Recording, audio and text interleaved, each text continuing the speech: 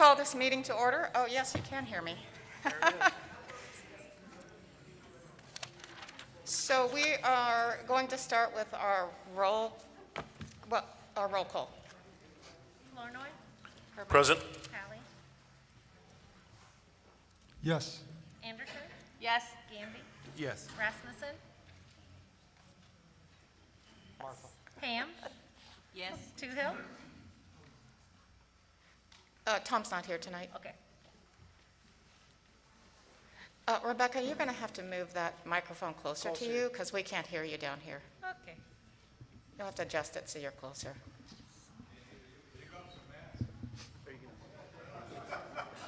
No. Oh boy, that's. Go back.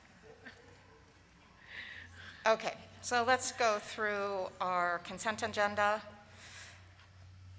Approval of the minutes of the March 8th, 2021 council meeting. Approval of March 19th, 2021 payroll in the amount of $143,879.93. Approval of park use permit for First Baptist Church, that's a noise exemption. Acceptance of the Diversity, Equity, Inclusion Committee minutes. Acceptance of the Library Board minutes. Approval of new tobacco permit for Hawkeye Smoke Shop. Resolution of employment in the Water Department. Resolution of promotion in the Sewer Department. Resolution of employment in the Park and Recreation Department. Approval of a liquor license for Fairfield Fast and Fresh, Fairfield Golf and Country Club, the Walton Club. Approval of total claims in the amount of $154,391.80. There were no claims larger than $75,000. So I would take an approval to, or a motion to approve the consent agenda. So Move to approve. Second. I have Anderson here first, and I heard Flournoy second. Oh, it was Paul? Yeah. Okay, sorry. Is there any questions or discussion?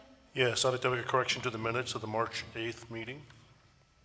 Under public forum, where Terry Cochran was speaking to the council, he has been given the title chairperson, but under ordinance 1137, the conditions for him being chairperson have not been met. And in fact, there is no chairperson of that committee as of today. So I would ask that that title be struck from the minutes. Do I want to ask Val about that? No, just let it go. Okay. So, Can I be heard? You should vote on that. Okay. And I'm going to tell you that's both wrong parliamentarily and that's not the law. He serves until he's replaced. That's the way we've done it for the last 40 years. The ordinance calls for an election at the January meeting each year to appoint a chairperson. It does that for all our committees, Doug? That's for this ordinance and this committee. Yeah. He's a board. It's a special board. It's been that way. I've been to their meetings when they've done their elections. I'm just saying you don't declare him not to be the chair when they assume he's the chair to come here and speak for them. So, you know, take a vote on it. If you don't think he should be the chair, you say so, okay?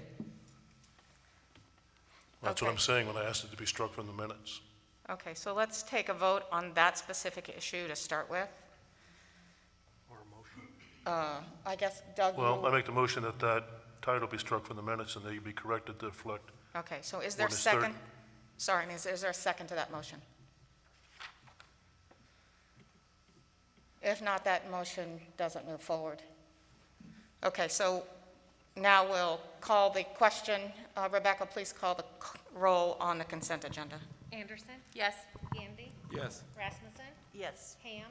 Yes. Hallie. Yes. Flournoy. No. Thank you. Okay, so next we're going to do this public forum and appearances. So I'm going to tell you the rules for tonight. So first off, we are going to do 15 minutes for each side for a total of 30. That's how we're going to start. Each person will have 3 minutes to speak. Aaron has a timer. He's going to say when your 30 seconds is When you have 30 seconds. when you have 30 left. seconds left. I'm asking that everyone else stay quiet during all of that time and keep our decorum so we can hear everyone and no cheering or catcalls or that kind of thing. I'd appreciate it because that just allows everyone to hear. When you get up to speak, please give me your name and the address where you live. And also, if you've heard the comment before, please don't repeat another comment, because we don't want to hear it 5 times. But before we get started, I just have a couple simple questions. By show of hands, how many belong to the rec center currently? Thank you. How many would belong if there were a no mask policy? Do we have other people who would join? Great, thank you. And on the reverse, because I've heard the reverse, that if the mask policy is taken away, how many people would not come? So we have someone in the back, a couple, about 3. Okay, great, thank you very much. Mayor, Yes, I did have 3 calls or emails that told me that they would also not attend if the masks were gone. okay, great. Yes, I've gotten several emails and or calls, and mostly for people who would prefer to keep the masks in place for a little while longer. I also have a phone call this morning, and then I've received a few emails. I think they're the same as yours. Yeah. But And we recognize that those are, that our people are speaking up in certain ways. So we thank everyone for speaking up in whichever direction that they care about. I want you all to know that I also reached out to the governor's office this morning, and they directed me to her last executive proclamation on at the beginning of March. And I was directed to the section 2, and I'm just going to read it just so you understand what it says. I strongly encourage that all businesses or other employers remain open with in-person operations, take reasonable measures under the circumstances of each establishment to ensure the health of employees, patrons, and members of the public, including social distancing practices, increased hygiene practices, and other public health measures to reduce the risk of transmission of COVID-19, consistent with guidance issued by the Iowa Department of Public Health. All righty, so I think we are going to start with those people who are in favor of keeping the mask policy. So if there's anyone here that's particularly wanting to discuss for a group, I would like to hear from them first because you'll be representing several people. So does anybody here want to talk for a group of people that are in favor of keeping masks for a little while longer at the center? Anyone in a group or representing a group? Individually, does anybody want to speak in favor of the mask policy? Current policy.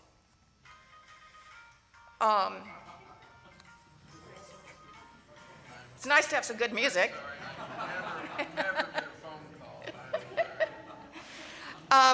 I will mention then that I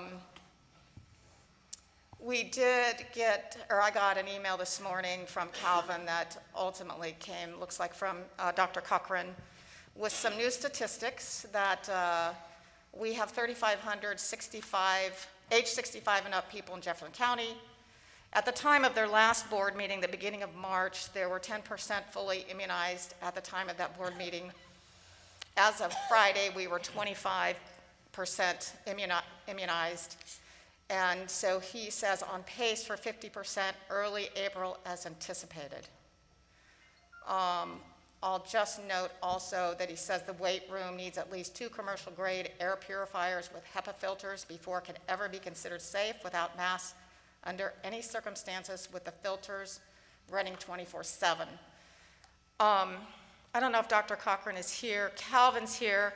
Calvin, I'm just curious, that's in the weight room, which is in the old building, right? The old part of the building? Would you mind coming up to the microphone? And my question is,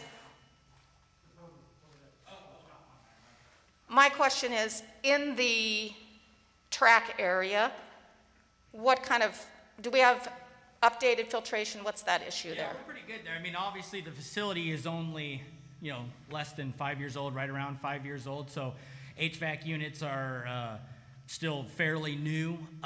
Filters get changed regularly. So airflow in the rec center is constant throughout the entire day. Even when our hours are closed, we're still filtering air through there, and it's just not as extreme as what it is during the day. So. Okay. I guess, and we're not going to answer this question tonight, but it just begs the question, is there an opportunity for some kind of compromise that in the old building, yes, you wear masks, in the track area, it's not, because we have good filtration and there's more distancing that, Right. you might not have to wear a mask. And you don't have to answer that now. It's just a thought process that I've had over the last couple of weeks. Okay. So, Calvin, just a note to that. Calvin and I have also talked about making sure that we have air filtration in the old part or in the weight room part. And we have one air filter there, and we've talked about we need to get new HEPA filters for that, and then we can probably buy another one at a decent price to have the two that Dr. Cochran is talking about. okay, great. Thank you. Thanks, Calvin. Do you have anything to add? I do not, no. From your board meeting in the beginning of March, was there a target of a certain percentage of getting people immunized where you felt safe? I think it was at 50% for the 65 and older. So Great. that's kind of the number we were looking at. Okay, great, thank you. Thank you. Okay, so let's now go to people who don't want to wear masks at the center, and I'd like to have a show of hands if you are talking for a group. Okay, 1, 2, let's see. So why don't we start over here? Ed, why don't you go first, and we'll kind of go down the line. Are there individuals that would like to speak? Okay, we've got some. Thank you. So Ed, you have 3 minutes. My name is Ed Hipp. I'm 602 South 3rd Street here in Fairfield. I'm a golf professional of many years in Fairfield. I love breathing fresh air. I'm very grateful that I play a sport that is outdoors where I can take deep breaths of it. All of the 6 hole-in-ones that I've had this year at our little Royal Dandelion golf course that has big cups and short holes were done without wearing a mask. I'm sad for people that are playing a sport where they're indoors, where it seems to be this idea that you can take away somebody's right to breathe fresh air unfettered by a mask. So I'm here with a group of citizens who are concerned about the civil rights and the medical freedom of people in Fairfield around this issue. We're here to request that the City Council votes to rescind this mandate for the masks. We understand there's an issue there where this choice has usually been left to the departments. We feel that this issue involving civil rights and medical freedom as it does is way too big an issue to have be made by someone who hasn't been elected, by an unelected official. We're asking the City Council to take responsibility for this so that we can have a more accountable and accessible and transparent process around this decision-making and accountability at the elections. And what better time to make this vote rescinding this mandate than right now at the 1-year anniversary of what was called 2 weeks to flatten the curve. Yes, these draconian measures were put into place over a year ago for a 2-week period of what was presumed to be an emergency. Now that emergency, according to the governor of Iowa, is over. That's why they've changed their mask mandate. Why wouldn't we, when they have a whole host of scientists available to make that choice? I know from my own eyes, aside from the science, that this emergency is over, because I'm a member of the Walton 30 seconds. Club. I'm a member of the Walton Club, where there have been mask mandates inside the clubhouse all along. And a few days ago, I went to an anniversary for a friend of mine. The inside of the clubhouse was packed with people celebrating their anniversary, that person's anniversary. They were laughing, smiling, hugging, conversing intimately without wearing masks. That's how I knew that this town is ready to return to our full status as self-expressed humans, free to have a mask not on our face. So Time. I'm asking for this vote to happen this way. Thank you. Thank you, Ed. And again, I know you want to cheer each other on, but I'd like you not to, clap so we can get through this a little bit more efficiently. And thank you.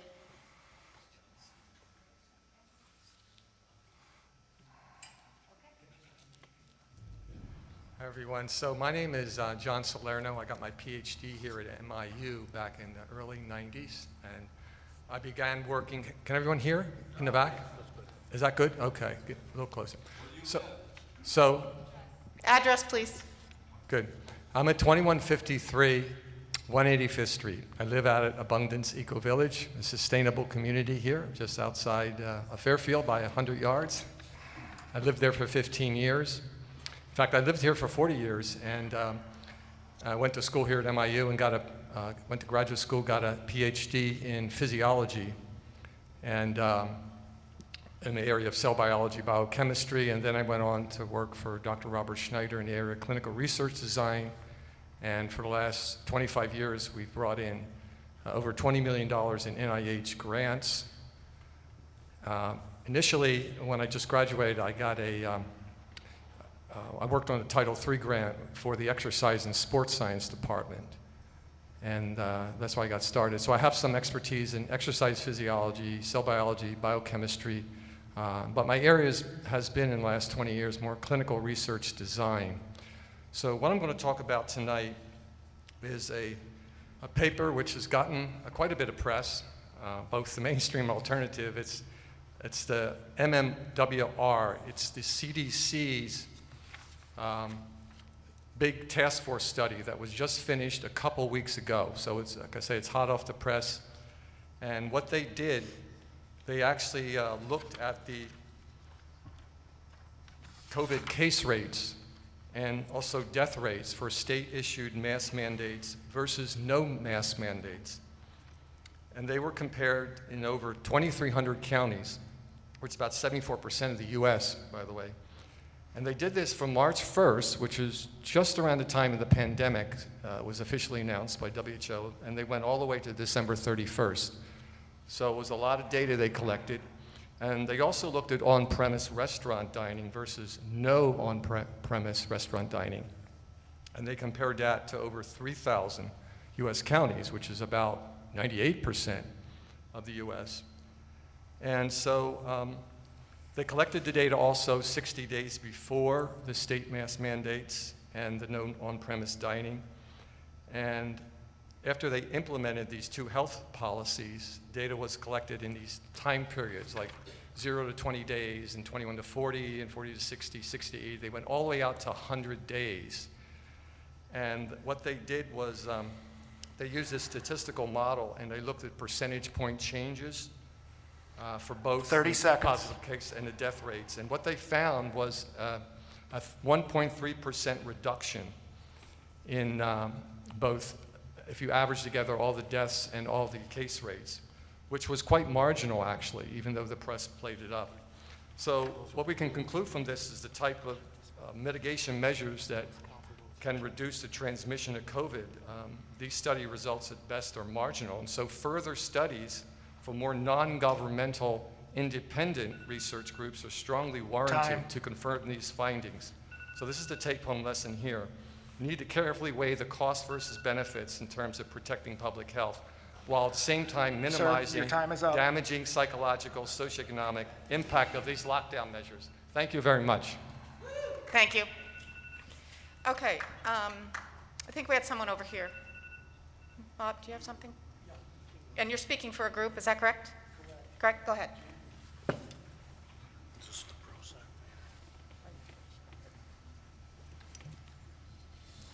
Hello. My name is Robert Herron.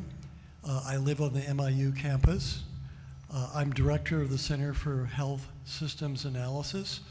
I'm a researcher in several different health-related areas, but mainly in the area of healthcare costs.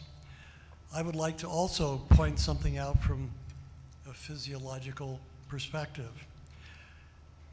Masks can decrease oxygen intake and increase carbon dioxide rebreathing. I think we've all had that experience.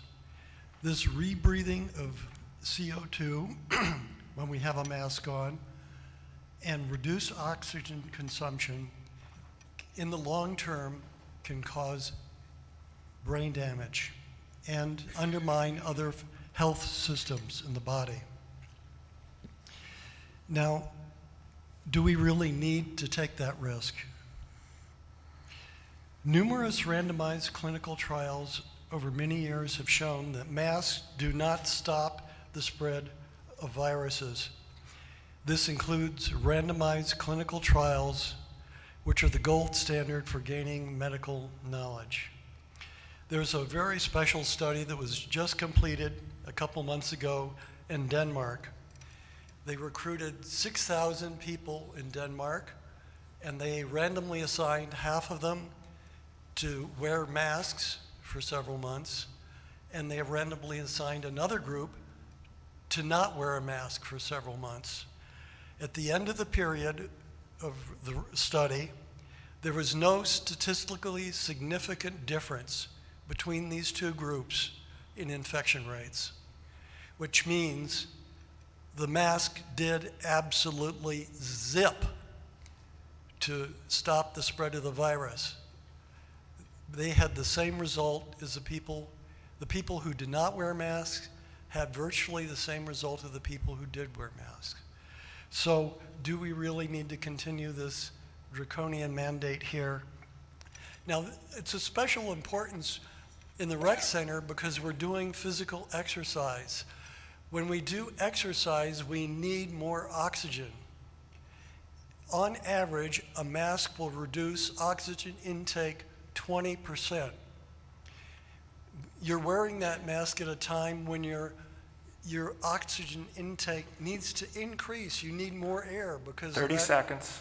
of that exercise that you're doing. Also, when you exercise, you're producing more carbon dioxide, which you're rebreathing over and over again, which is not good for health.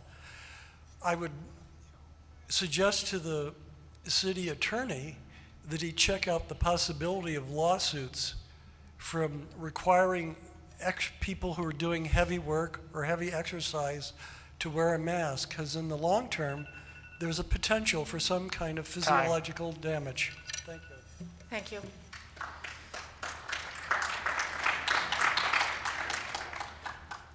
Okay, let's hear one more from for groups. And if you've already heard a specific point, please make your points different, because we don't want to repeat.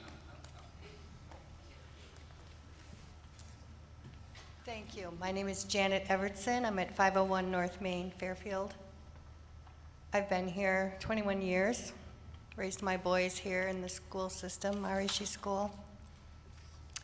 Then I've done about 12 years of healing events business and stopped for 2 years to fight the smart meter thing.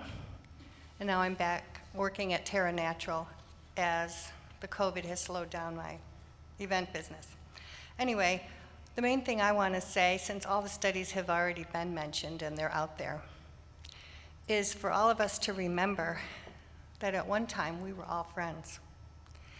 And the only difference now is people have studied and heard different knowledge.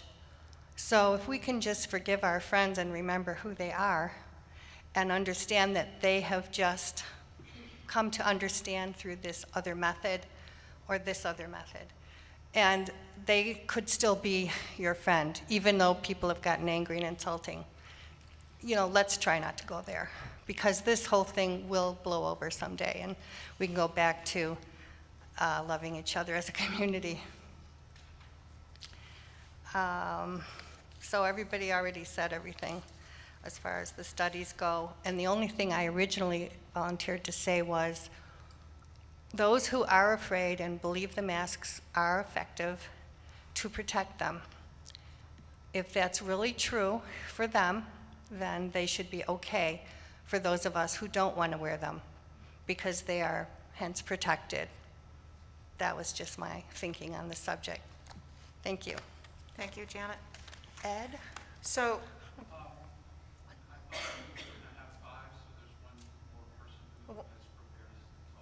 well, I'd like to hear, I guess, I kind of hate for, I don't know, the whole, not to hear from any individuals, or any individual that has something novel that has not, that we haven't heard yet. Yes, sir, go ahead. Thank you.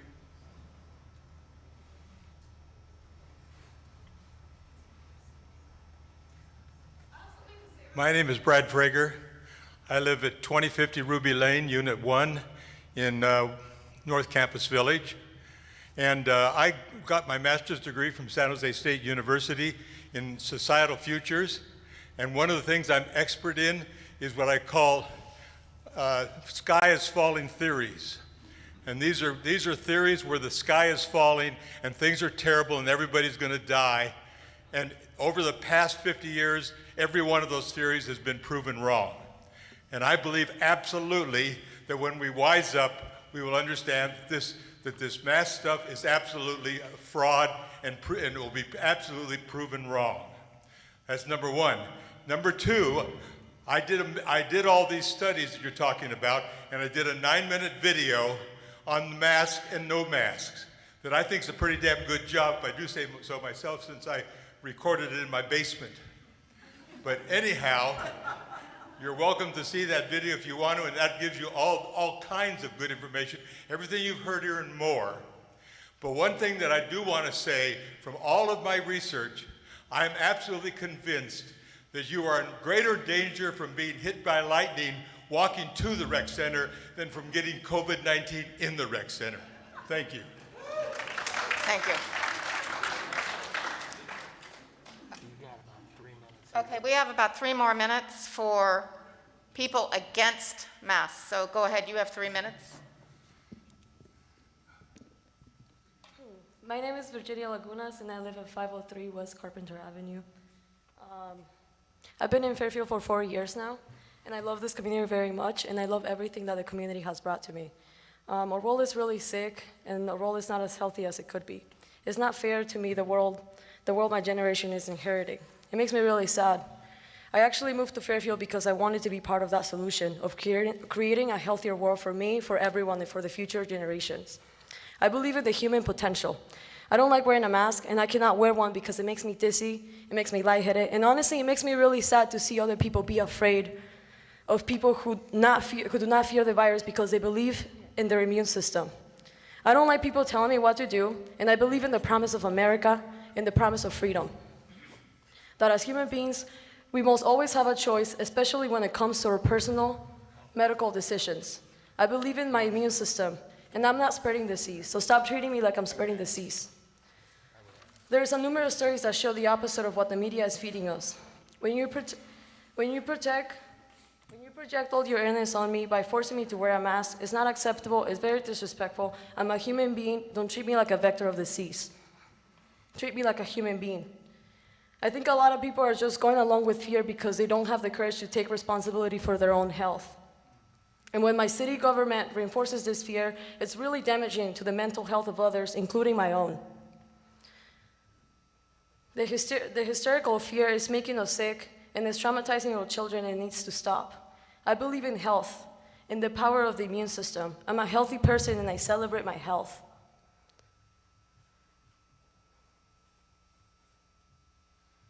I'm a human being. That means I get to choose what I want to do with my body.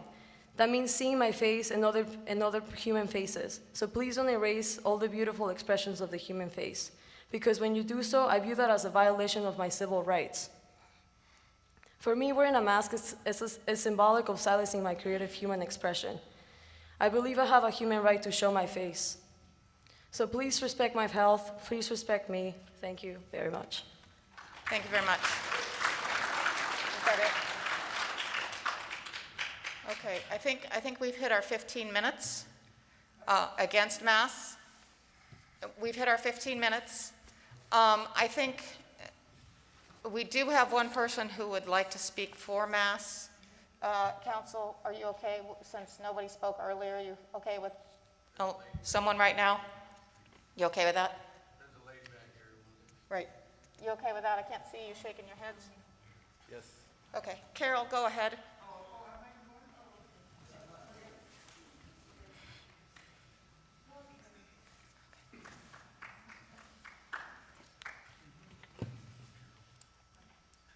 Sorry I got here late.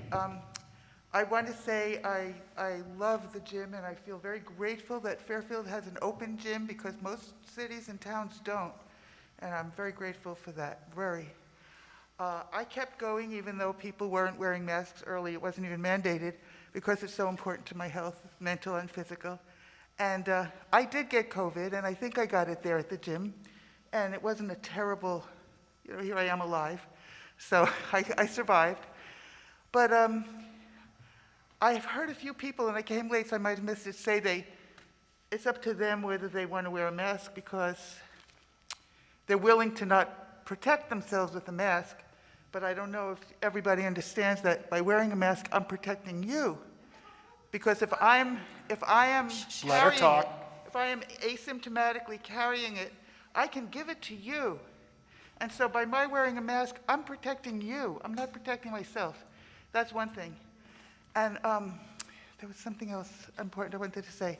I think the pro-maskers are not here because they were afraid that, I have a really good idea, which maybe is a terrible idea, but I think it's a good idea. I think that the people who don't want to wear masks and don't want to be vaccinated should have some time when they can go to the gym, and they can all mix and mingle and breathe and inhale and exhale and enjoy each other. And it'll be a very good experiment, and we'll see. Maybe they won't get any more COVID than everybody else. And then have different hours where people who do want to wear masks and, feel safer that way, go that way, go then. And, it would be a little bit of a headache to figure out what times are good, because some people want some times, some people want other times. But still, I think you should have your rights, and I think people who want to wear masks should have the right also to be protected. So have different times. Let the non-maskers mix and mingle and enjoy each other, and maybe they won't get COVID. And that'll be an interesting experiment. We'll see. But let the people who feel safer wearing a mask and being around other people who are wearing a mask and being around other people who are vaccinated, let those people have their comfort level as well. That's all. Carol, will you please state your name and your address? Yes. My name is Carol Olicker, Olicker, like Oliver, but a CK where the V would be. And my address is 209 North 9th Street, Fairfield, Iowa. And I want to reiterate what Janet Everson said. This community has been so full of love. This community has been such a loving place to live. And it's so important to me that we 30 maintain seconds. that. Okay. There are people who believe the complete opposite than I do, who I totally love and continue to love, and I want them to continue to love me. And I think that's the bottom line here, that we are friends, that our hearts are together, even though our ideas are completely opposite. That it shouldn't. Thank you, Carol. Okay. Thank you very much. So I do think there's another gentleman that wants to speak for masks. Is that correct, sir? Okay. So we have, and another person back there. Okay, so we'll hear from a couple more.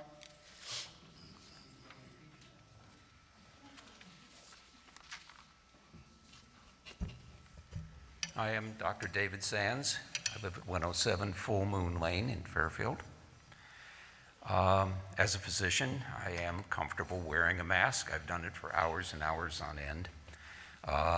The situation I think we're facing today is one of great transition, and I would certainly like to see people stay well.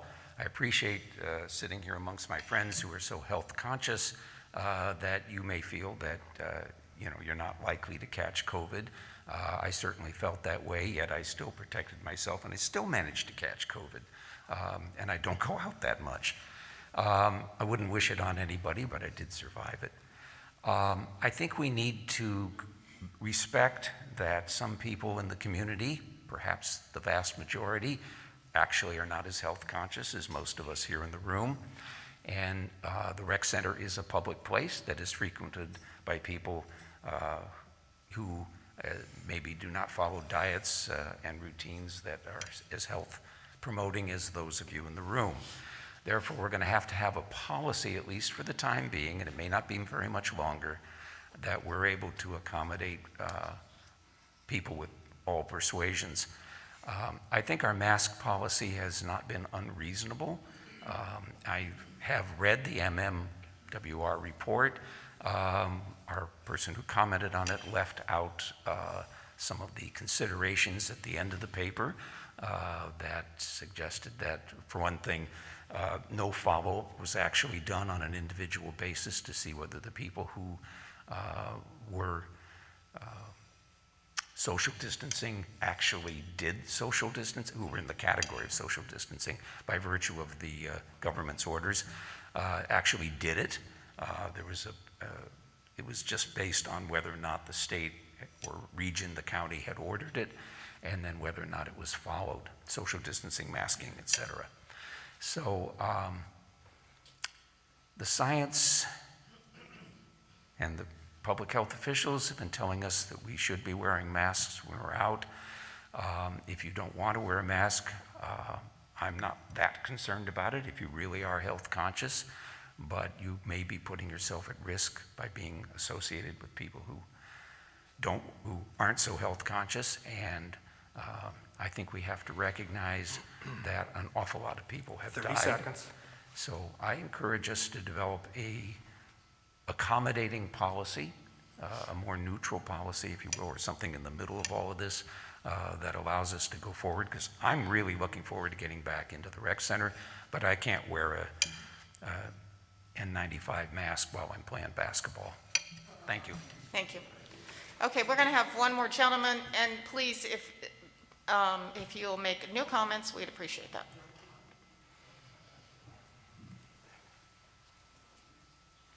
Hello, Christopher Lasota, Lassota, 1919 Gear Avenue. I really like going to the rec center. I have a pre-existing condition. I have asthma. It acts up more certain times of the year, more in the spring and summer. And masks are important to me because I have the pre-existing condition, so if I were to catch COVID, I'd probably be more at risk of death or other problems associated with COVID. So I wanted to bring up at this meeting a couple of points that are important to me. One thing is we are coming to allergy season, which means more sniffling, more sneezing, and wearing masks helps minimize droplets in the air if people are closer than the 6-foot space. People with pre-existing conditions benefit from the protection of the mask. Let's see, another point. The new varieties of COVID-19 that they're talking about in the news are said to be more contagious and increase the risk of the community if people are in closer contact without masks. Again, this is more like at the rec center, if people are outside or in public, maybe it's not such a big deal. Also, we're spring break, so there's more people traveling around the country. So if some people were to leave Fairfield, go out, have some fun somewhere, come back, they might be carrying COVID and not know it, so a mask helps reduce that risk. And also, we're going to the second year of COVID, and I personally would love to forget that it even exists, and therefore would rather not wear a mask, and that's when we let our guard down. and the spreading of the disease occurs. That's it. I hope that you guys make a wise decision. Thank you. Great, thank you.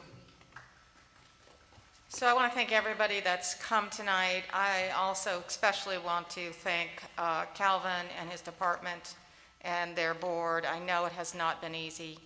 And they've just been, they've been trying to keep the facility open, which they have accomplished, and many places have not. So, again, thank you, Calvin, to you and your staff. And so, John, do you have something? Yeah, I have a point that hasn't been brought up that I think is valuable. Council, do you want to hear one more point? Have we? No objection. We have used our 15 minutes for each side. No. We have one yes. to allow Somebody them. make a I'm motion. not to sure what you're change the asking us to do. rules. Okay. You're going to make a motion, Doug, to change the rules and listen to one more time? One more person? I will. Is there a second? If not, then that will not move forward. Okay, sorry, John. If you want to send an email to the members here. Okay, so we've heard from both sides now. What's your pleasure, council? How do you want to proceed? In light of David Sand's recommendation to find a compromise, it's my understanding from an employee at YMCA in Ottumwa that they do not require a mask when people are working out, but only when they are transiting between rooms, arriving and leaving. So I would recommend that make a motion that the council adopt that policy at our Park and Rec building as well. People do not need to wear a mask when they're working out, doing their exercising, using the track, weight room, whatever. We certainly don't do it when we're swimming. But at other times when they're transiting between one location and another, they should be wearing a mask. Okay, so there's a motion on the floor that there would be no mask while working out, but only in transition between rooms. Is there a second?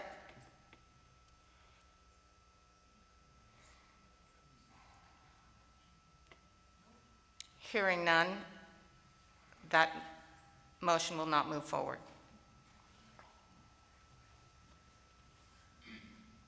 Any other motions, council? I'd make a motion that we stand behind the Park and Rec Board's decision to continue with mask policy and hope that things change in the near future and we can, either that board works towards a compromise or COVID backs down and we can all work out without them again. So I'd like to, my motion would be to stand behind the Park and Rec Board decision. Okay, there's a motion by Anderson. Is there a second? Second. Is that Paul? Yeah. Okay, if you'll state who's making that, because I can't hear you or see you very well, so I'd appreciate that. If I can. Okay, so there is a motion and a second to continue with the board policy, at least temporarily. They will have a board meeting in a couple weeks, right? On just at the very beginning of April? First Monday. Any other discussion? Hearing none, Rebecca, please call the roll. Anderson? Yes. Gandy? Yes. Hallie? Yes. Ham? Yes? Flournoy? No? Rasmussen? Yes. Okay, that motion carried. Okay, again, thank you everyone for coming, and please be patient. It'll be just a couple more weeks and they will meet again. I guess we're going to have to vote you out.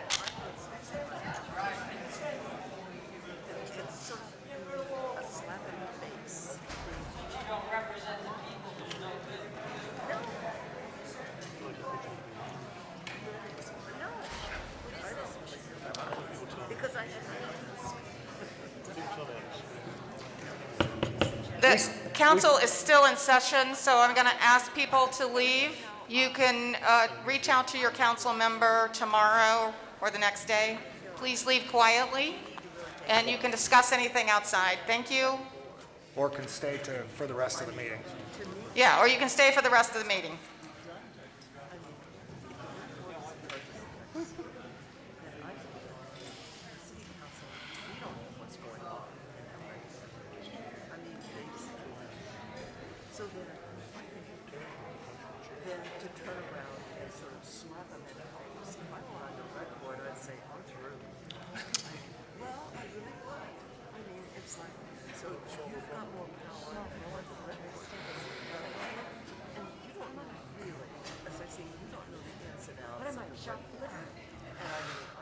Folks, if you're staying for the meeting, please sit down. If you are leaving, head to the door so that we can continue our meeting.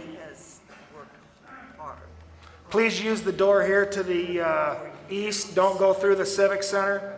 They have a mask mandate there, so we've been trying to avoid that. Use the doors here to the east. That I feel that to go against that recommendation is not something I felt would do. I mean, I'm sorry. I mean, I guess I'm really a switch. Council, reminder that your mics are on for the public. So we're going to move on to the next action item. Consideration to authorize awarding the South 32nd Street resurfacing project. Melanie. So this project is resurfacing 32nd from Jack Pine Loop to Burlington Avenue.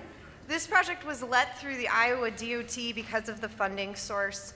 The funding for this project, as well as 4th Street, is the STBG grant funds that come from our regional transportation agency. And this project is 100% funded by that grant. The city, through the DOT, received one bid from Norris Asphalt of Ottumwa, Iowa at $721,327.48. And this is slightly over the engineer's estimate, but you'll see when we get to the next project that we were a little bit under. So we think between the two projects, we should have enough grant funds to cover them. If not, we do have contingency from the Merrill and Carpenter project still available. So I would recommend that we approve the bid from Norris Asphalt. Thank you. Is there a motion? So moved. Second. Melanie, there was a Moved bid by sheet Gandy, second by Flournoy. Is that correct? Yes. Thank you. Is there discussion? Was there a question? Yeah, I didn't see a bid sheet attached to the minutes when I, It was uploaded at the last minute. okay. I'll take your word for it, that's the lowest bid. There was only one bid. There was only one bid. Oh, there was a lower bid? It's Yeah. an I didn't see them, so I don't know. Yeah, with asphalt, there's only one company down here that does those bids, so we normally only get one bid. Oh, I see. All right. Okay, so Rebecca, please call the roll. Gandy, Yes. Flournoy, Yes. Anderson. Yes. Hallie, Yes. Rasmussen, Yes. Ham. Yes. Okay, next action item, consideration to authorize awarding North 4th Street resurfacing project. So this project is resurfacing 4th Street from Broadway to the railroad tracks. And it also includes replacing water main and installing sanitary sewer along this. There was one bid from Norris Asphalt at $490,628.35. Again, this was slightly under the engineer's estimate, so between the two projects, we should have enough funding. So I would recommend we award it to Norris Asphalt. So moved. Second. Moved by Anderson, second by Ham. Any questions? Discussion? Not, please call the roll. Anderson. Yes. Ham. Yes. Gandy, Yes. Rasmussen, Yes. Flournoy, Yes. Hallie. Yes. Thank you. Next item is a resolution, consideration of accepting the North Campus Village infrastructure. John, you've got something about that? Yes, we don't have the actual dedication deed yet from the LLC, I don't believe. Is that right, Melanie? I'm sorry. We don't have the actual dedication deed on Phase 6 from the LLC for Vastu Partners. But we have everything else, and it's attached to what you have, and our resolution will be an attachment to that deed when it comes. So maybe we have the cart before the horse, but we're asking you to approve this tonight. All the conditions have been met in the opinion of our engineer, and the attachments are there behind the resolution, including the understandings as far as the way the layout occurs and the understanding as far as the easement and a performance bond that's substituted for a guarantee in this situation. So, Just another note, because of the TIF agreement that we have with Vastu Partners, if they don't get that information to us, they would be in breach of that contract. So we still have something, even if we approve this, we still have something to hold over their heads to make sure they get that to us. sure. And the one thing that this is also doing is none of the utilities for any of the phases of Vastu Partners have been accepted officially by the city. So we were getting that cleaned up from a few years of work and dedicating all of the water and the sewer to the city. Thank you. Is there a motion to I move that we accept accept this? the North Campus Village infrastructure. Motion by Flournoy, Second. second by Gandy. Any other discussion or questions? Hearing none, please call a roll. Flournoy, Yes. Gandy. Yes. Ham, Yes. Hallie, Yes. Anderson, Yes. Rasmussen. Yes. Great, thank you. I'm gonna, this is, we'll open a public hearing on the matter of the nuisance abatement schedule of assessments. And this is something we do on a periodic basis. So I'll open the public hearing. Is there anyone to discuss these two items? Seeing none, John, I'm Your sorry. Honor, there's a couple of them that are disputed. Correct. And we should talk about those probably. And I don't know if you want them to go back to committee or if you want to talk about them with the whole council. One of them is Maxine, who raises that there's an abatement nuisance assessment that she disagrees with, but she's got it in a letter that relates to other concerns she has about a pad of cement along the road going into her residence. That isn't actually set out as clearly as the other dispute, which is by a lady named Alexandra Morona, and she bought a property from a gentleman's estate named Carlos Font. It appears that at the time she did that, Mr. Font's estate, including his son, were still in court as part of a continuing compliance situation on a nuisance that exists not only at that site, but at 3 other properties owned by Mr. Font. I wasn't aware he'd passed away until I saw this objection. The lady that bought it, there's probably a discussion to be had with her about whether she did her due diligence when she bought it. It wouldn't yet be public record as far as either a judgment or an assessment because we just assessed it in the last month. The closing on the property happened in December after Mr. Font had passed away. It's the kind of a thing that once it is assessed, it becomes a lien. It can be sold at tax sale and so forth, but the assessment hadn't actually happened yet. It follows the land and the work that we did on the land. At this point, if we pursue that through to its logical conclusion, she will probably say, how could I have known about this? It essentially goes back to the due diligence of a buyer in a real estate transaction versus the seller. The seller's estate, I talked to the attorney that handled the guardianship and conservatorship before this gentleman died, and they said that because the property was all joint, there isn't going to be an estate, or I'd say it should get fought out in probate court with a claim. But instead, there will be a dispute between the seller and the buyer, as well as this objection to the city assessing this amount against that property and selling it at tax sale. In the meantime, I think we probably, if we have that person come back to us and talk with us in committee, we can ask more in-depth questions about what did she know and not know at the time that she bought this property. I don't know the purchase price or anything about the closing, but this was all coming out of 2 or 3 phone calls and computer checks this afternoon. But I think it's a legitimate dispute at this point, and we probably ought to take it back to committee on that particular situation, which is 1902.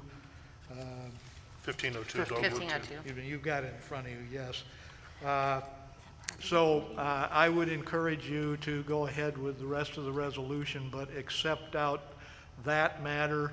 I'll leave it to you whether you feel there's enough in the letter from Maxine to treat hers as a dispute also, but I would encourage you, at least on that situation with Mr. Font's former property, to take that back to committee and sort it out, okay? Mr. Morrissey, is that property committee? What's the dollar amount for the Dogwood address? $190. Is it, I would ask the council if it's worth our time to delve that deeply into a $109 bill. I would just suggest we waive it. That's a good question. Under the circumstances. You can do that if you choose. That would be my motion then. Okay, well, before Yeah, we have to close the public I have to- Oh, I'm sorry, yes. I need to officially close the public hearing since nobody really came. And John went, so there is no other comment. Pardon me? Do you have comment? I just said I'm not nobody. Well, you didn't raise your hand earlier, so. Okay. So I'll close the public hearing. Now we'll take your motion, Doug. All right, so I would make the motion that we waive the fee of $109 for 1502 Dogwood Drive in light of the information we've gathered already. Thank you. Is there a second? Second. Second by Andy. I was there for a while. Any other discussion? What? Second by Paul. Yeah, didn't I say that? Second by Gandy? Oh, Andy. He Yeah. said, yeah, He said second by Gandy? Okay. Any other discussion? Not, please call the roll. Flournoy, Yes. Gandy, Yes. Ham, Yes. Hallie, Yes. Anderson, Yes. Rasmussen, Yes. Okay. So I want to be clear, does that, I guess we didn't really talk about this, the other objection. Do you want to take that one back to committee? I'd make another, the Cardinal Drive one? Yes. No, I think that my understanding there is that she's just not mowing the right-of-way in protest of the cement slab conflict she has with the city. Remember that conversation we had last year or 2 years ago? Yes. So I think that, I gathered from her letter that she's just protesting that issue by not mowing the right-of-way. Yeah. So we need to have her mow the right-of-way. The cement pad is a separate issue. So I would move that we accept the rest of the schedule of assessments, with the exception of 1502 Dogwood. Second. Been moved and seconded to accept this. Any other discussion? Now, please call the roll. Flournoy, Yes. Gandy. Yes. Oh, I'm sorry, Rasmussen, I'm sorry. Yes. Gandy. Yes. Ham, Yes. Anderson, Yes. Hallie. Yes. Okay, so next resolution, consideration of tax abatement application for 2805 West Burlington Avenue.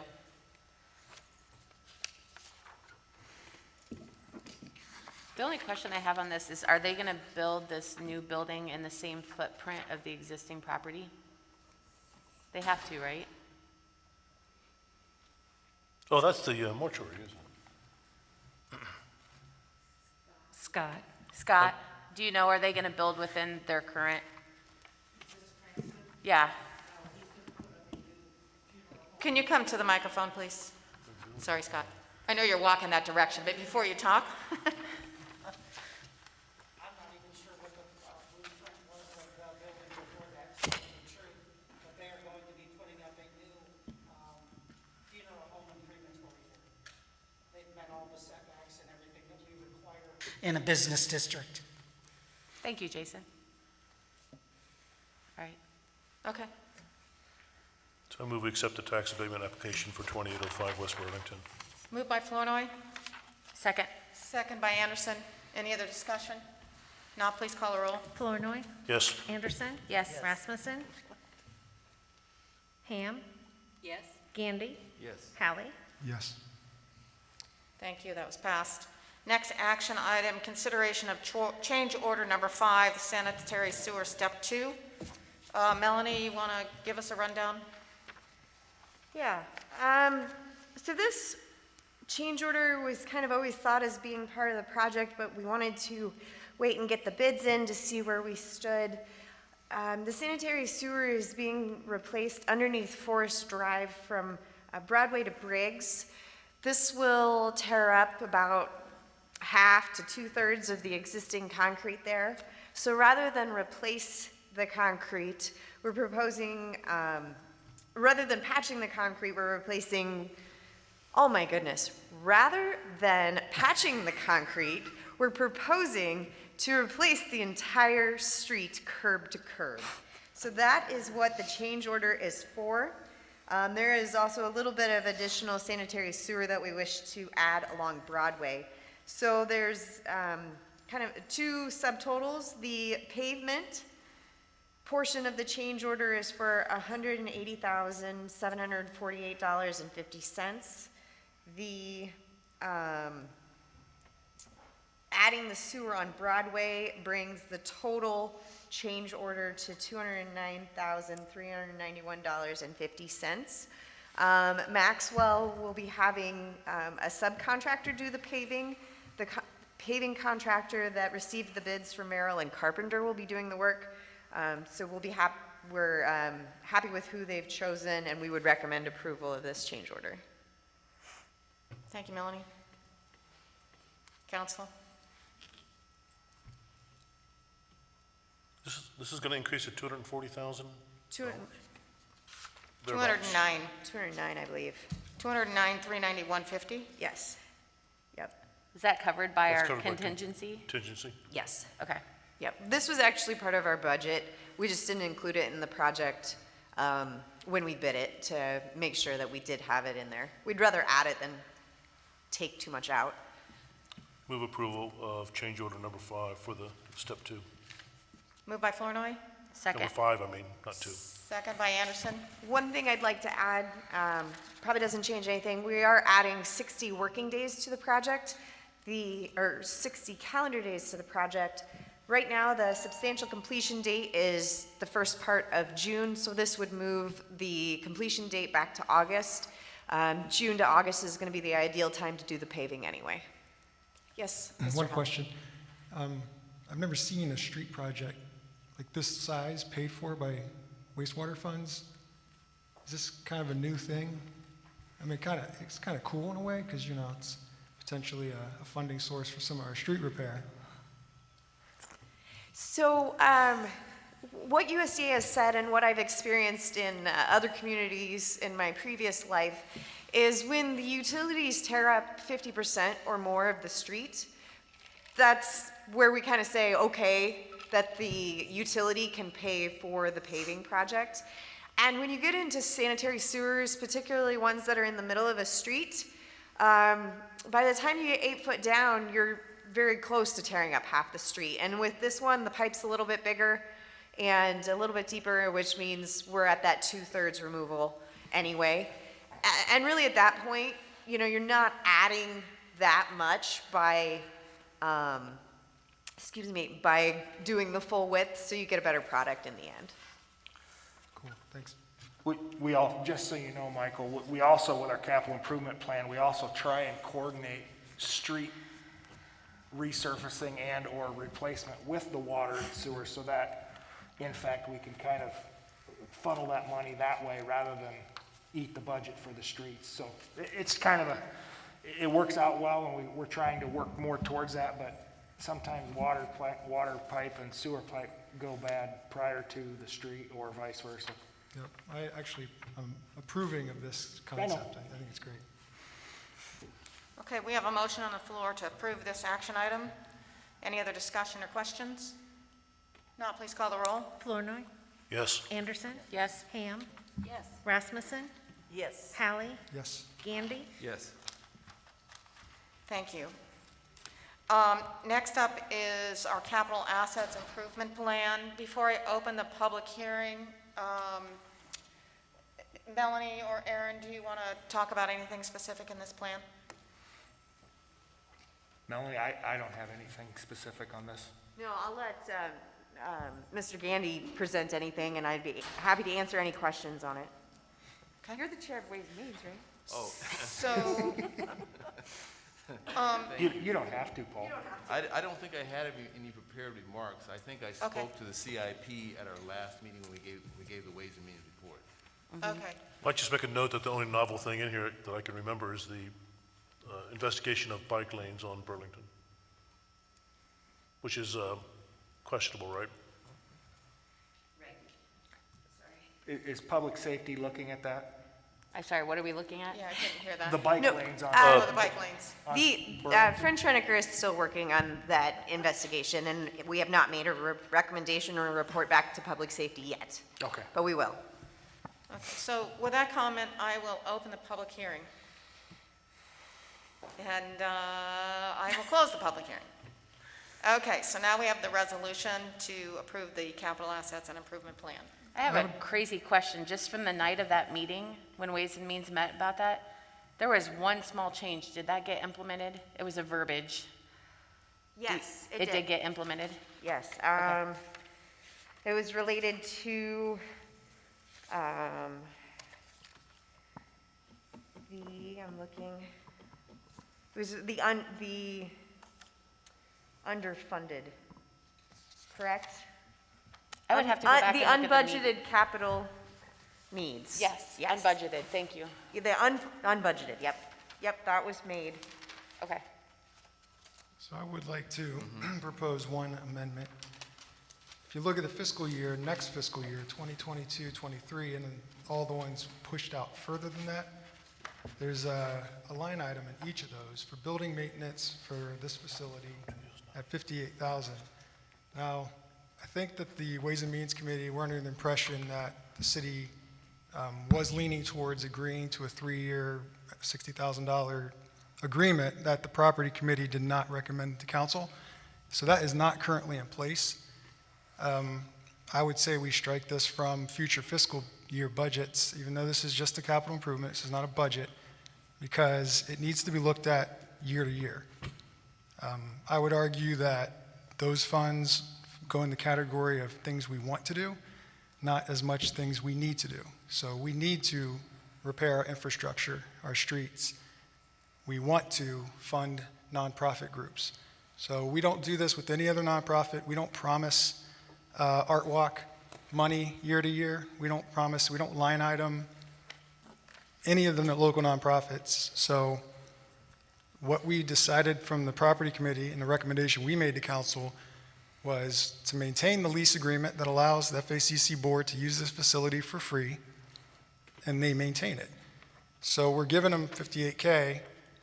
We could call it COVID relief, but I argue that it's not in our policy. It doesn't match our policy to have this included in future CIP budgets.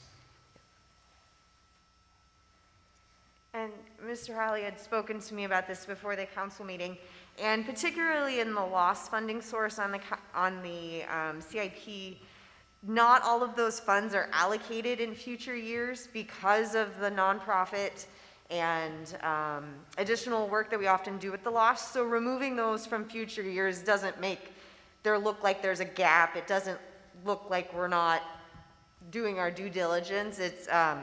It's just instead of $100,000 remaining in the lost, we'll have $158,000 remaining in the lost for that next year. So in my thought process, it doesn't change any of the total look of the CIP.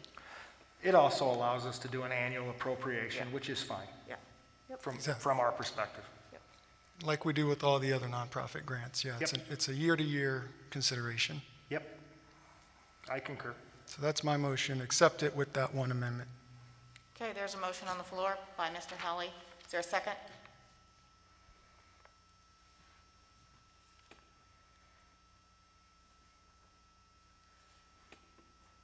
Hearing none, that motion will go forward. Is there a motion to accept this as is? So moved. Second.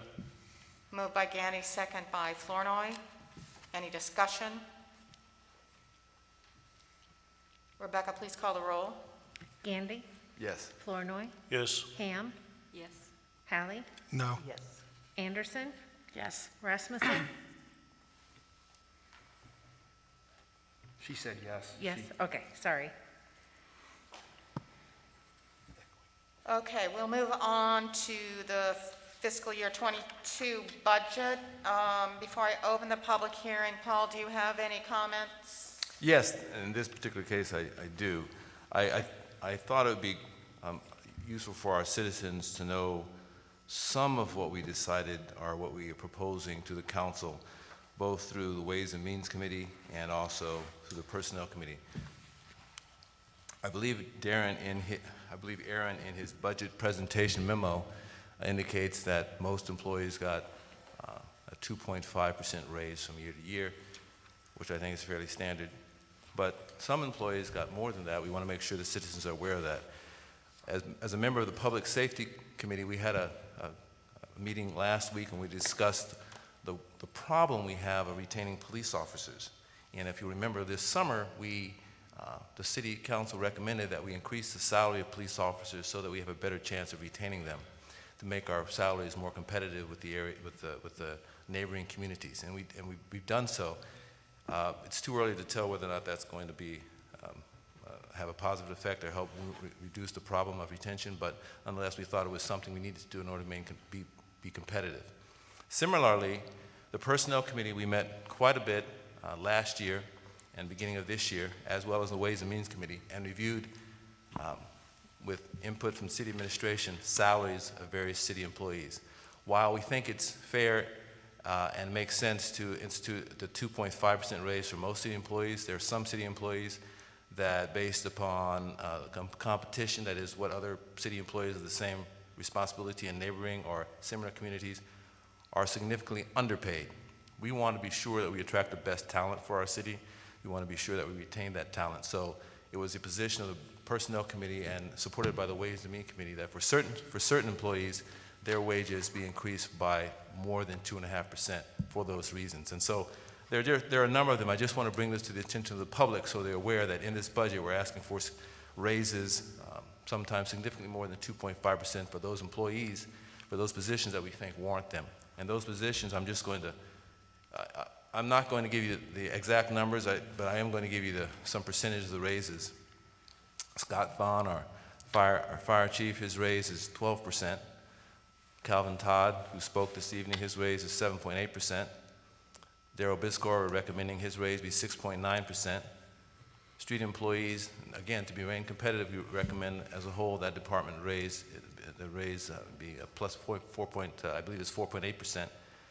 Denise Dessel, her raise we're recommending 5% increase. Don Travis, 4% increase. Rebecca Loper, our city clerk, 8.3% increase. Melanie Carlson, our city engineer, 5% increase.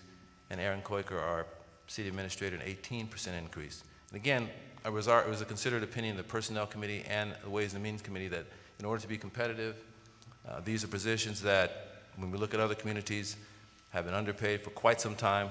We wanted to make sure that both the employees are rewarded for their hard work and their competency, and also that we continue to attract and retain employees of this caliber. So that's in the budget for fiscal year 2022. The other thing I want to note is the Ways and Means Committee met and made recommendations to the council about the allocation of local option sales taxes, or LOST, and I wanted to be sure the citizens were aware of what we did, what we were proposing to the council to do with those funds, and it is part of the fiscal year 2022 budget. Those local option sales taxes total $400,000, and the allocation breaks down this way. Police car, we are going to fully fund one police vehicle for $64,000.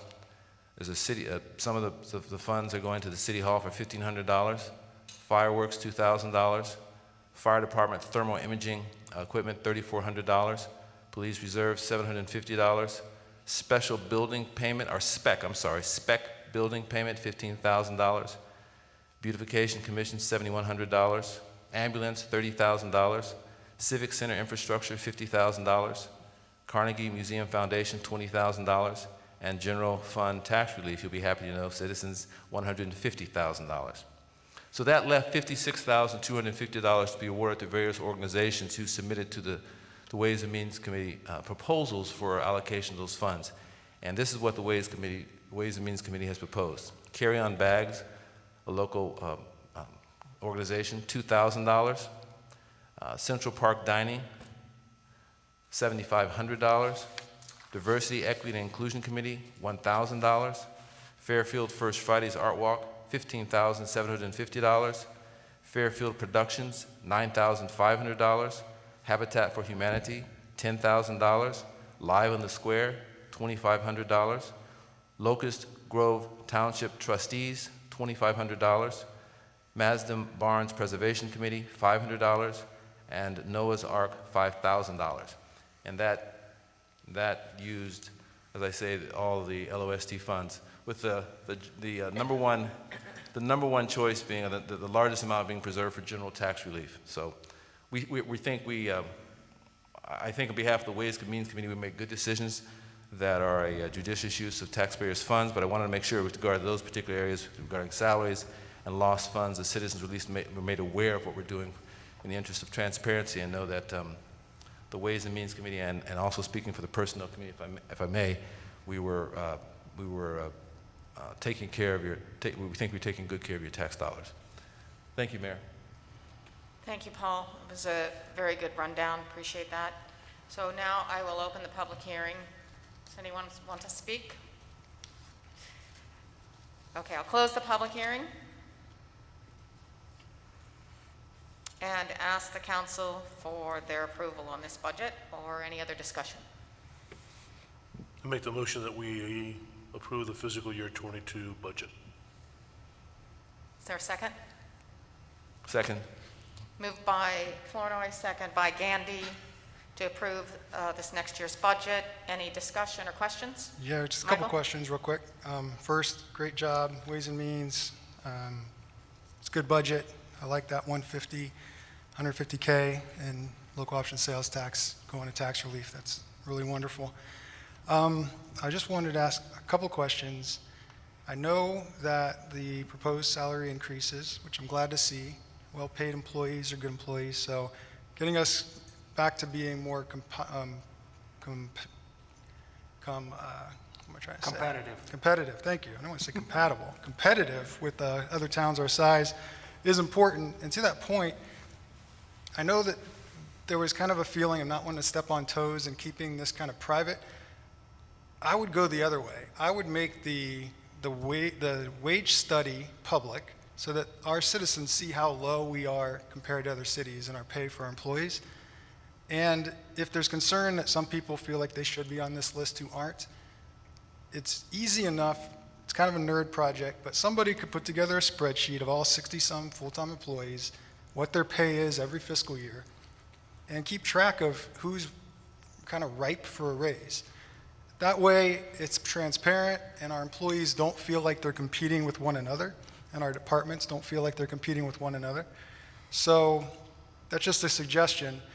And then with our two contract employees, who's our city administrator and our city engineer, so those two are hired and are answerable to the council. For those two, I think it would be good to use these kind of opportunities where there's a negotiation for salary as a negotiation also for creating some performance, or what's called KPIs, key performance indicators. So those are agreed upon performance indicators that are used to show that the person is doing their job well. And typically, in most businesses and even nonprofits that I've been board president of, we've used those to just, like I said, it is a negotiation. The employee is wanting higher pay, so the employer can ask for higher performance. You just name what you expect from the person. So it could be greater communication with council, or that would be kind of something that that would be a hard KPI. You could actually measure that. And then there are soft KPIs, like improve relations with the county board of supervisors. So again, when you're giving someone a 16 or 18% raise, or a 5% raise, or any of these, there is an opportunity here to also ask for a little more from that employee. So I don't know if that was done. I'm not on the personnel committee, and the minutes from the personnel committee were pretty bare, so it was hard for me as a non-committee member to even know what was being discussed. So I'm kind of throwing this out there into the unknown that as a manager, one of the council, I think there's an opportunity missed, and I don't know if it can still be done before this gets enacted, but if you're going to increase pay at this level, you should increase expectations from the employee. So, from my perspective, I can't say about the actual employees. I think Aaron will have to, discuss that as far as employee evaluations, and we can hear from him. Judy, I think we did discuss that in regarding Aaron's. Yeah, that's So if you want to fully speak to that. understood when we went through the performance evaluation that we are going to be doing a consistent evaluation, so that way that we're always following through and making sure that there is growth in those areas. Okay, because the report I got was, we're going to do the standard 2.5%. That was the report that personnel gave at the end of last year after doing our city administrator's performance review to the council. And that's where it was left. And that's all I'm saying is, I'm guessing at what was done in those committee meetings because it wasn't spelled out as quite as clearly as it could have been, in my humble opinion. I'm one of those guys who wants to know what everything is going on, and I know I'm annoying in that way, but I'm just trying to do my job as an informed member of the council. So again, I have no problem with these raises to make us more comparable, is another word I was trying to use, to the other cities. And I think it was made pretty clear in that wage study. It's just that I had to ask to get the wage study. I had to ask to see this list. I feel like for the sake of transparency, just share it. There's nothing to hide here. There's nothing, it shouldn't be upsetting to any employee if they are being considered for their raise at the right time. Yeah, Mr. Haley, I would say that, the information is there, the work is done, the work is being done. As a member of the Personnel Committee and Judy Ham was the chair, I can tell you that we met for hours reviewing evaluations, discussing them. So the work in terms of evaluating the employees, the contract employees and others, the work is being done. Now, as far as the idea of making the information more understandable or transparent, perhaps we could do more. And that's a lesson, hopefully, that an incoming personnel chair would make note of. But I'm confident. I'm confident in saying that the work was done to make with these employees, such that the evaluations were thorough, and so we feel confident in recommending these. The Ways and Means Committee, being a member of both, the Ways and Means Committee feels comfortable in supporting these proposed wage increases because we know the work was done. Now, other people like yourself maybe do not because you weren't privy to the meetings, weren't at the meetings, although they are public meetings. We know that they are public meetings. But could there be more information published? Could there be more information made available more easily? Of course there can be.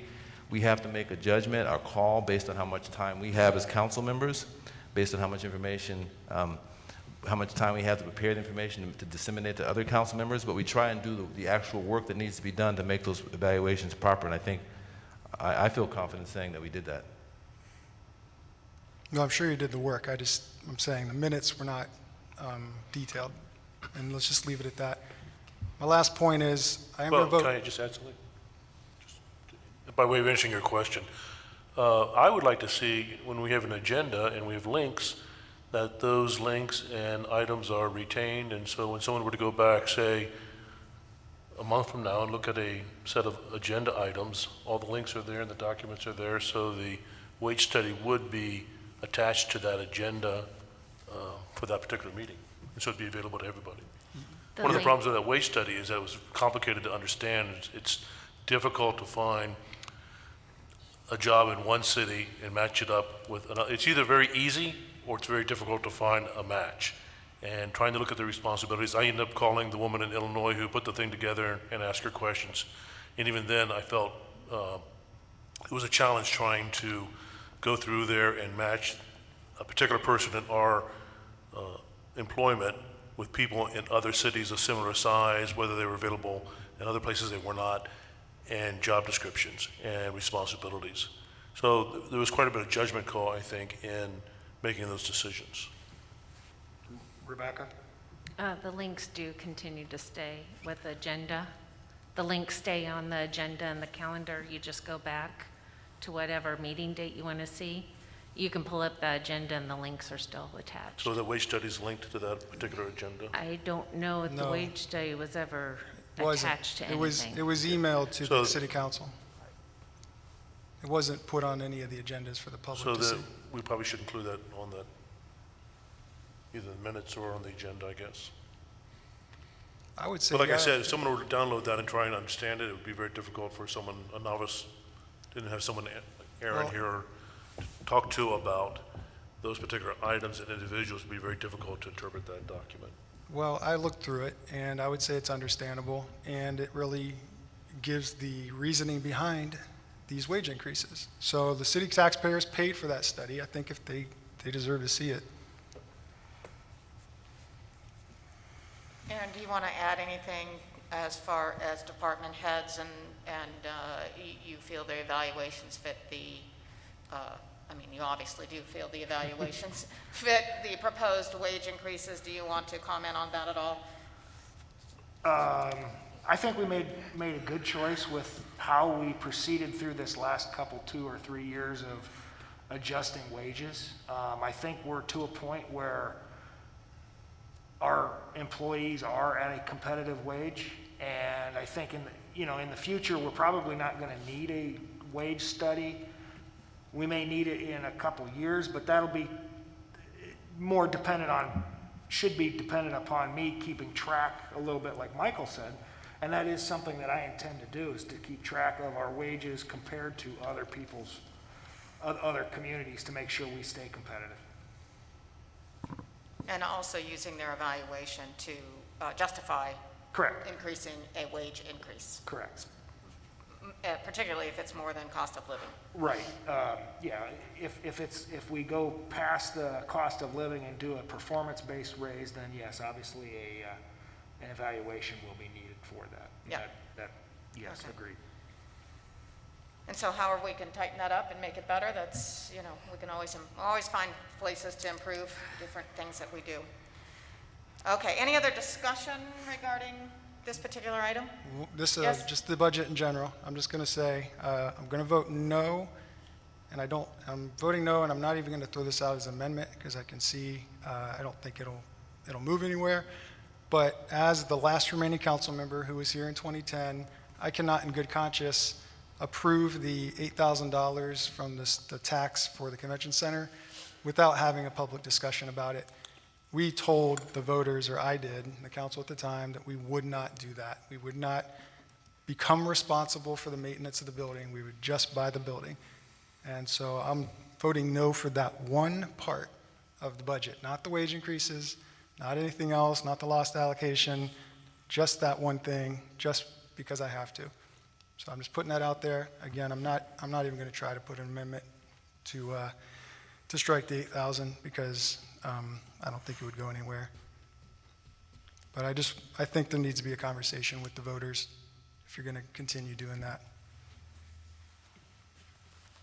Okay, is there a motion to approve this budget?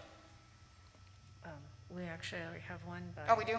Flournoy. Sorry, I forgot. Seconded by Gandy. Thank you. So any other discussion or questions? Not, please call the roll. Flournoy. Yes. Gandy. Yes. Ham. Yes? Rasmussen. Yes. Anderson. Yes. Hallie. No. Thank you, council. I'd just like to say for recognizing that I think finally, in my view, we have recognized that we do own this building and we're ready to take responsibility for it. And we think it's important to this community. And the train is moving in that direction, and I appreciate everybody who's on board. And the hard work that the community has done on its own to keep this building open. And I'm glad to see some support from this council. Appreciate that.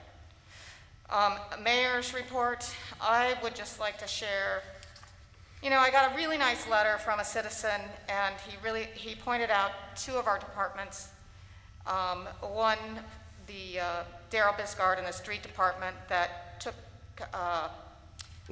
identified a abandoned pole and took it out the next day after it was called. And he just was really appreciative of the effectiveness and efficiency of the street department, and also, as well as the sewer department, Jim Simmons and that department also for taking care of a sewer issue. And, you know, we don't get letters very often of praising our departments and or our people. And so I wanted to publicly share that and thank those people for being efficient in their work and responsive to our citizens. Thank you very much. And so anybody else who wants to write a letter, they really do appreciate it.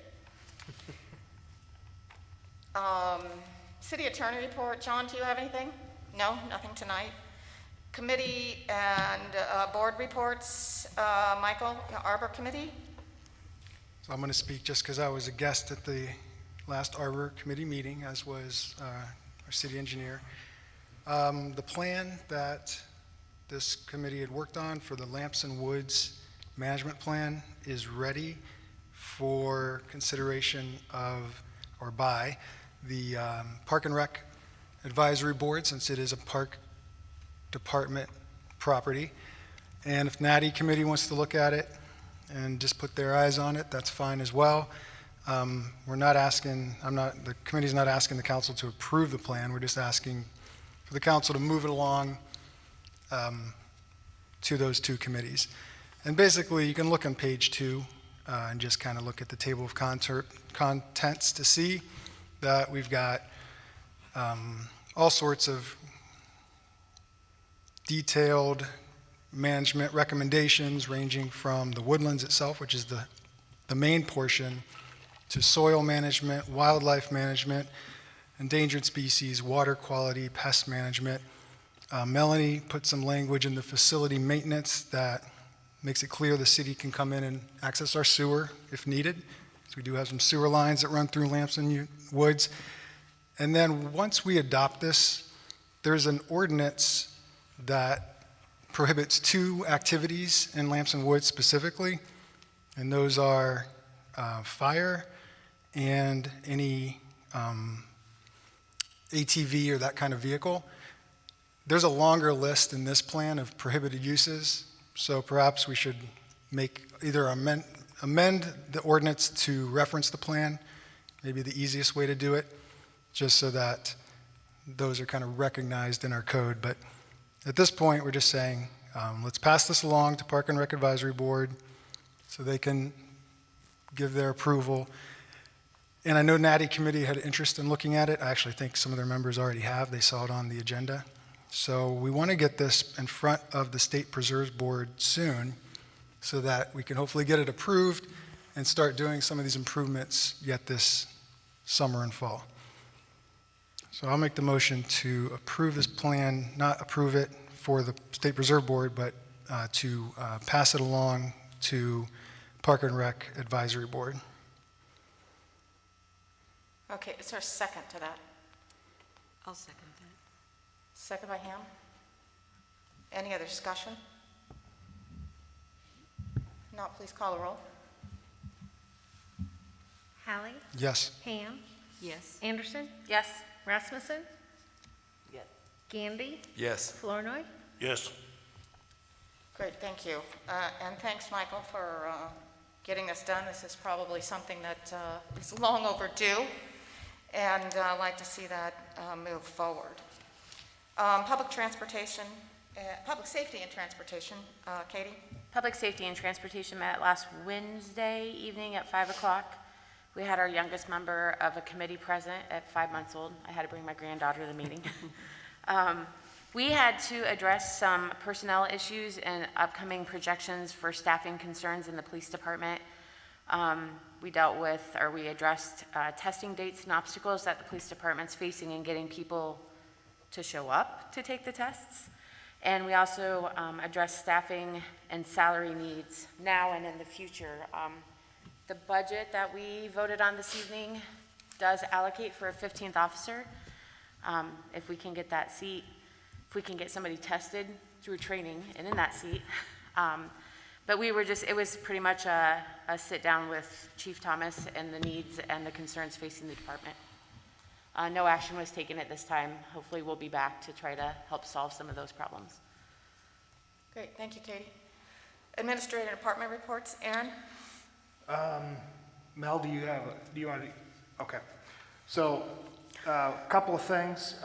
This past week, I went to IMMI, which is the Institute for Municipal Managers, and had a few interesting sessions there that I'm going to be looking into. One is a TIF project. Talked about some other topics. I can't think off the top of my head now that I talked to you about it this morning. But I appreciate the opportunity to go to those conferences. It definitely gives me a opportunity to learn from other managers and to expand my abilities and skills. A reminder to the council that we have codification that we need to get finished up. So Rebecca has handed out a schedule or actually identified areas that committees should be looking at. So please do that. Now that we're through the budget, I think that's something that we really need to focus on to get that finished and get that done. The final thing, referring back to our wage study and stuff like that, one of my goals as the city administrator is to actually over-communicate with you. If I don't, I refer back to one of my favorite statements. I don't know what I don't know. So if you need something or want something, ask for it. That does not bother me one bit. I'd be happy to give you whatever you can or whatever you want. So feel free to ask me those questions. That's all I have. Great. Anything else for the good of the order? If not, I'll take a motion to adjourn. So moved. Moved by Anderson. Second by Ham. All those in favor say aye. Aye. All those opposed, same sign. Meeting adjourned. Thank you very much.